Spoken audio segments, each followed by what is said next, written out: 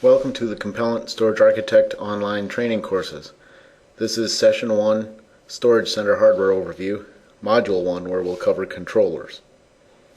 In this module, we'll go over the Series 20, 30, and 40 Storage Center controllers. We'll talk about the components of the controllers. We'll talk about the PCI slots and I/O cards. We'll talk about the communication links that the controllers have with the rest of your network.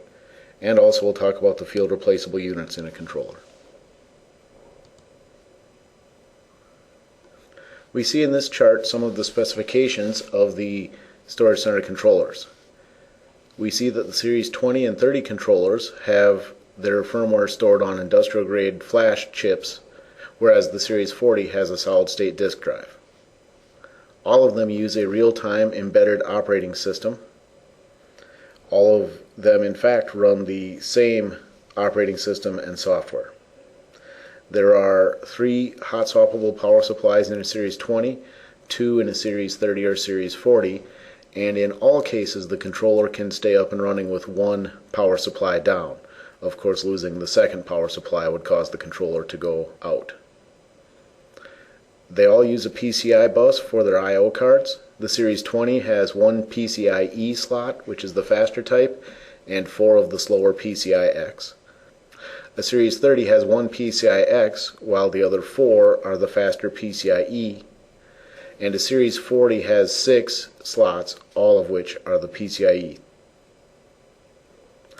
The controllers also have redundant hot swappable fans, 6 for the Series 20, 5 for the Series 30 or 40, and they all have cache. 2.5 gigs of cache for the Series 20, 3.5 gig for the Series 30, and 6 gig for the Series 40. Currently, we are shipping the Series 30 and 40 controllers. The Series 20 controller's end of life announcement was made in October of 2010. The last time it'll be available to buy is in Q1 of 2011, and it'll be supported through December of 2015. The Series 40 controllers were released in October of 2010, and those are supported on Storage Center 5.4 and greater. All of the series of controllers can be updated to run the latest 5.4 Storage Center code. Next, we'll look at the communication links that the controller has. First of all, there are management connections using Ethernet, which is either 10 meg, 100 meg, or gigabit Ethernet.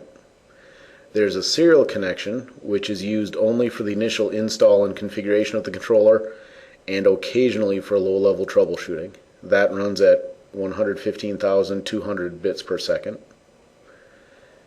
The back-end connectivity is either fiber channel running 2 or 4 gigabit, or SAS, which can be either 3 or 6 gigabit per channel with up to 4 channels per SAS cable. The front-end connectivity can be provided by fiber channel running 2, 4, or 8 gigabit. It can also be 1 or 10 gigabit iSCSI connecting to an Ethernet switch, or fiber channel over Ethernet protocol connecting to a 10 gigabit Ethernet switch. Next, we'll take a look at the back of the Series 30 and Series 40 controllers. You can see they have the power supplies on the left side.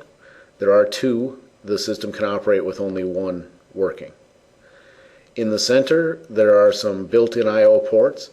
The ETH0 and ETH1 are the management ports. ETH0 has the management traffic. That's where the web GUI for the storage center controller runs. So when the user is logged in, provisioning storage, or working on the software, configuring the system, all that kind of traffic goes through that ETH0 port. The ETH1 port is used for connecting the 2 systems in a dual controller cluster. That's where the heartbeat connection is made. That ETH1 port is not used for anything else. So if it's a single controller system where there is no heartbeat cable, the ETH1 port would be left open. Now notice this management traffic is out of band of the data traffic. It is on a separate connection. It will not interfere with the I/O to the back-end disks or the front-end switches and servers. There is also a pair of USB ports which are used with our portable volume product that we'll talk about in a future module. The COM1 port is the serial connection used to configure the system and to get at the command line for low-level troubleshooting. There are also keyboard, video, and mouse ports, which are not commonly used, although they can be hooked up to a KVM switch if access to the system is needed that way. On the right side are the I/O slots, which we'll discuss on the following slide. Each of the storage center controllers contains I/O slots using a PCI bus. On a Series 20 or Series 30, there are 5 open slots. On a Series 40, there are 6. The two types of PCI slots are PCI-X, which is the older and slower version, and PCIe, which is the faster version. A PCI-X card can handle an iSCSI card or up to a 2-port 4 gigabit fiber channel card. The PCIe bus can handle up to a 4-port 8 gigabit fiber channel card, as well as iSCSI, SAS, and fiber channel over Ethernet cards. On a Series 20, slot 1 through 4 are the older PCI-X protocol, slot 6 is PCIe, and the cache card goes in slot 5. On a Series 30, the cache card also goes in slot 5. Slot 1 is the slower PCI-X slot, and the other slots, numbers 2, 3, 4, and 6, are available for the faster PCIe cards. On a Series 40, the cache card is placed in slot 7 instead of slot 5. That leaves slot 1 through 6 available to use, and all of those support the PCIe cards. When installing cards into the slots, the way you laid them out has changed between the Series 20 and 30 versus the Series 40. On the Series 20 and 30, since slot 1 was always the slower PCI-X, you would install your iSCSI cards in slot 1 and then work your way towards the higher numbers with following iSCSI cards, whereas you would install your fiber channel cards starting in slot 6 and then working your way to the lower numbers. On a Series 40, we install back-end cards starting in slot 1, so that's where your SAS cards would go, and then we install front-end cards like iSCSI and FCOE into the higher numbered slots starting with 6, and we put the fiber channel cards between those two groups. When designing a system, it is important to consider the front and back end connectivity needs to determine the appropriate mix of I/O cards for the controllers. Some of the factors you'll consider include the number of disk enclosures and the types of those enclosures. Will they need fiber channel connectivity or will they need SAS? Also on the front end, you need to consider the type of switches, whether they'll be fiber channel switches or Ethernet switches using either fiber channel over Ethernet or iSCSI for the protocol, and also how many switches are there and how many connections will we need to make to those switches.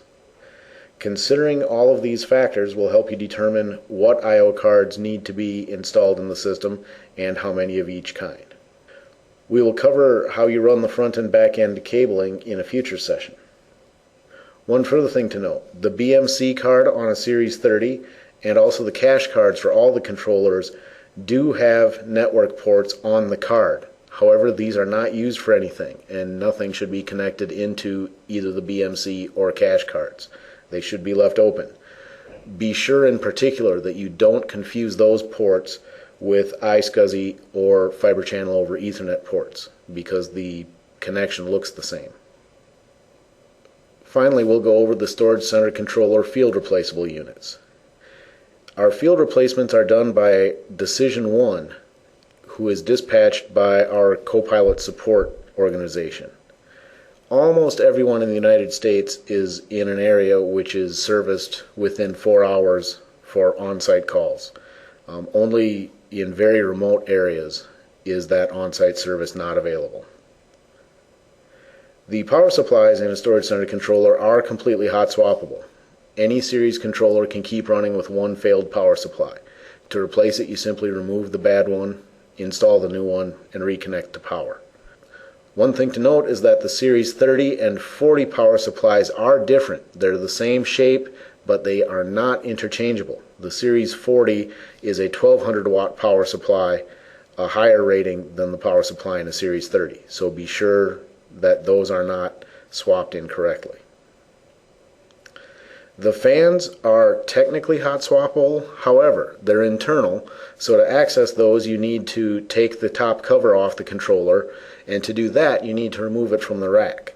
So therefore you'd have to make sure all the cabling has enough slack that you can fully extend the controller, and then you would have to open the case, which of course having an open case on a running system is dangerous and also causes some risk of accidentally damaging hardware as it's running. So we strongly recommend as a best practice not to try hot swapping a fan, although technically it is possible. The system will not crash if you disconnect a fan while it's running. There are 6 internal fans on the Series 20 and 5 on the Series 30 or 40. The other field replaceable units are not hot swappable. The I/O adapters, the cache card, and the compact flash or solid state module for Series 40 can all be field replaced, but the system does have to be down to do the hardware swap. However, in a dual controller system, taking down one controller does not necessarily cause an outage. You can always keep the second controller up and running and have all the data access going through that up controller while you have the other one down for maintenance. The cache card has 3 different types. The oldest type had a fixed 2 or 3 year battery lifetime on it. When the battery failure date arrived, you would have to replace it with a new cache card. The second type had a battery which was much more accurate about its monitoring, so it would warn you 60 days ahead of the time when you would need to replace it once the system detected that the battery wasn't charging fully anymore. The final type, which is in the Series 40 controllers, does not use a battery at all. It uses capacitors instead. So essentially there is no lifetime on the Series 40 cache cards. They'll be good as long as the system is up and running. On the compact flash card, those are typically very durable. They're industrial grade compact flash, and we use techniques like wear leveling to make sure not to hotspot them and wear them out prematurely. But even if one does fail, it's generally a pretty quick and easy replacement. You simply install the new compact flash card, boot the system, and the system recognizes that the flash card is new. It doesn't have any configuration information. So it will prompt you if you would like to restore the configuration from the disks. You simply say yes at the command line. It reads in the configuration information, and you're back up and running in a matter of a few minutes. This brings us to the end of Session 1, Module 1. Please continue on with your quiz and then the further modules in this section. Thank you. This completes this module of the Compellent Storage Architect course. The quiz that follows does not affect your certification, but will help prepare you for the final exam. The quiz must be completed before proceeding to the next module.